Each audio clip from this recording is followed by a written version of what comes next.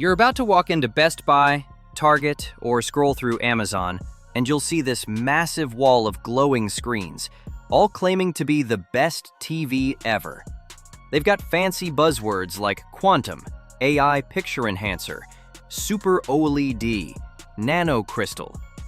Basically everything short of calling themselves the TV of your dreams. But here's the truth nobody tells you. Behind that wall of bright colors and showroom shine, there are some brands that will make your life miserable after the honeymoon phase is over. Before you spend your hard-earned money, please, seriously, watch this till the end. Because today we're ranking the top 12 TV brands from worst to best in 2025, based on real data, reliability, customer satisfaction, and actual user complaints. And trust me, some of these results are going to surprise you. Number 12. Element TVs. Let's start with the one brand people buy when they're trying to save money. Element sounds decent on paper. Cheap, big screen, available at Walmart. But real users say it's more like buying a short-term relationship. These TVs often struggle with screen uniformity, laggy menus, and a lifespan that sometimes doesn't make it past 2 years. Consumer Reports data shows Element's reliability scores among the lowest in its price category. You might save a few $100 up front, but you'll lose far more in frustration later. Verdict: budget bait. Looks affordable, costs you peace of mind. Number 11. Westinghouse. Westinghouse. Once a respected American name, now a licensing zombie that lives mostly in bargain bins. If you've ever walked into a warehouse store and seen a 65-inch 4K TV for $299, odds are it was a Westinghouse. Tempting? Sure. Reliable? Not so much. Their TVs use outdated panels, sluggish processors, and have some of the highest failure rates reported by buyers on Best Buy and Amazon. The software support is minimal. Updates rarely come, and when they do, they often break something else. Verdict: a nostalgia brand that should have stayed retired. Number 10. Scepter. Now this one's tricky. Scepter has a loyal following, mainly because it's one of the cheapest big screen options around. But it's kind of like buying a sports car body with a lawnmower engine inside. Sure, it looks okay out of the box, but try streaming Netflix or gaming and you'll notice lag, dull brightness, and weird motion blur that makes everything look like a 2003 soap opera. Real data from user reviews show a return rate higher than 15%, which is way above the industry average. Verdict: a classic case of you get what you pay for. Number 9. Hisense.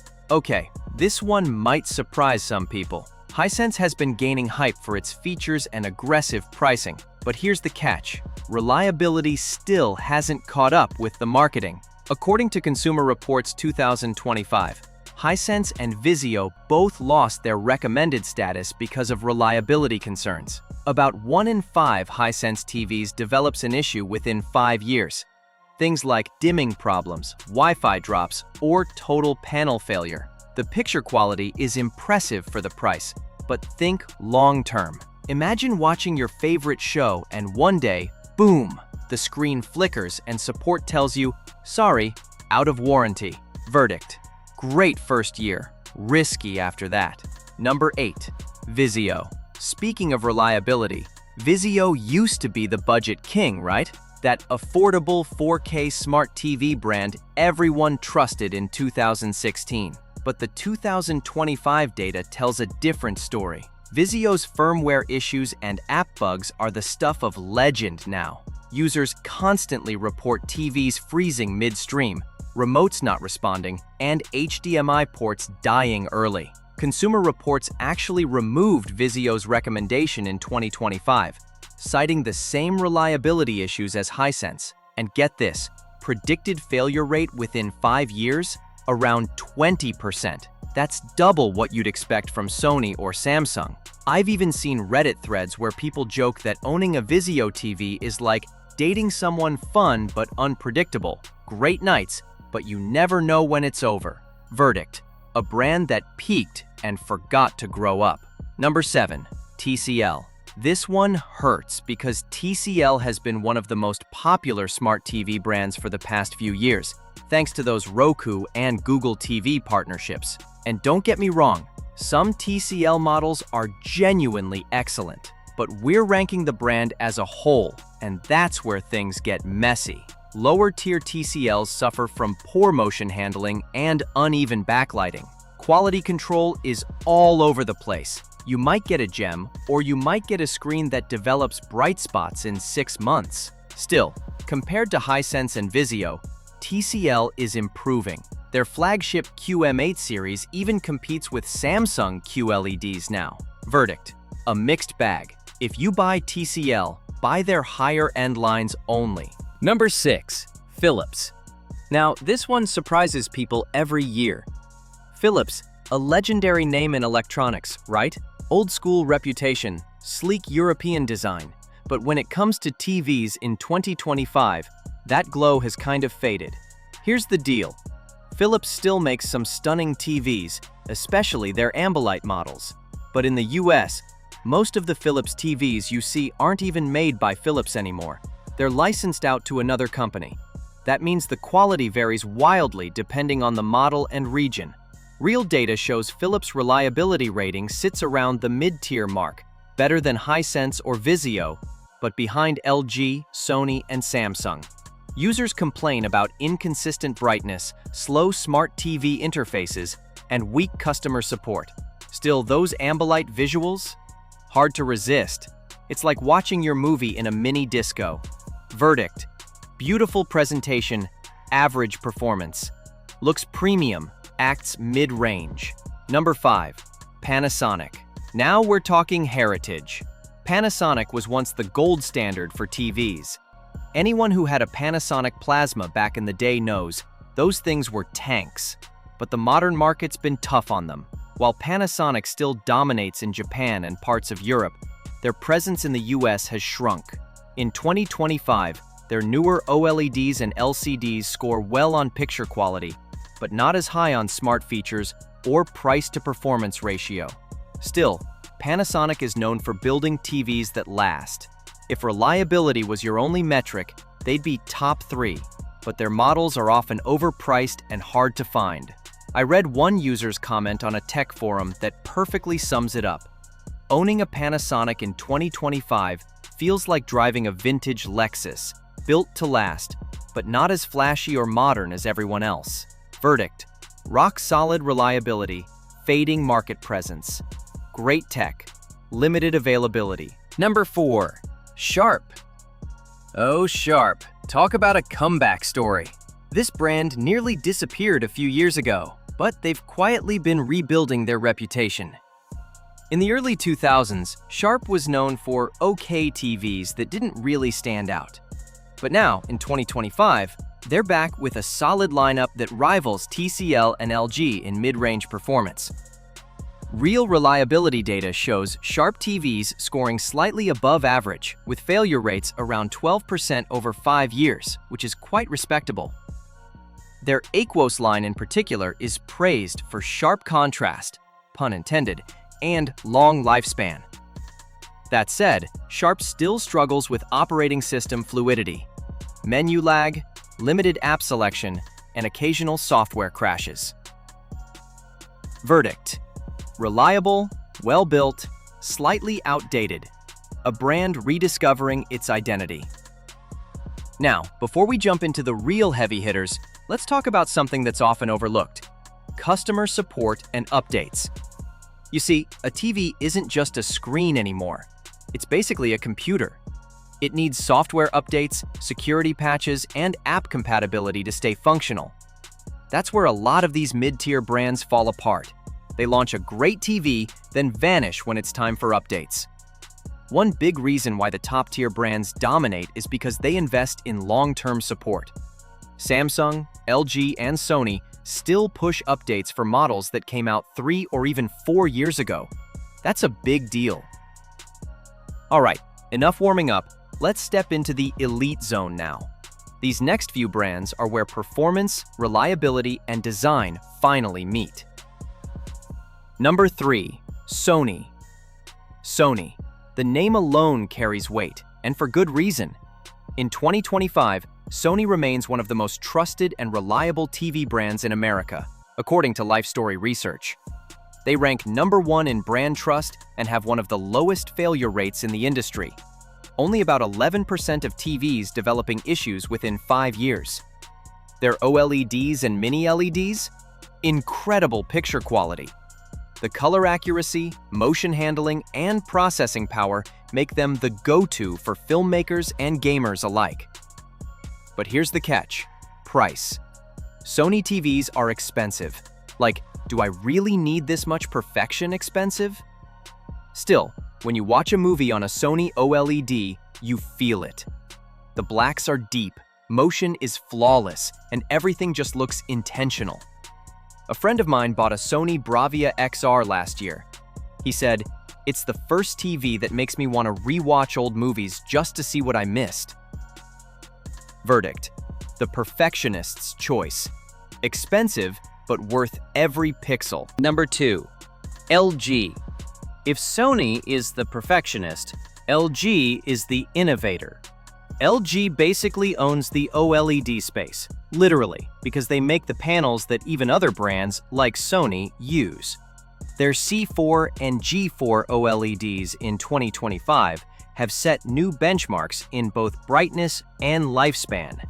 They've also improved one of their biggest weaknesses: burn-in. Remember when OLEDs had that issue where static logos would ghost onto the screen? LG's latest generation panels have reduced that by nearly 90%, according to internal tests and reviews. Their Web OS platform is fast, clean, and intuitive. LG even leads in smart home integration.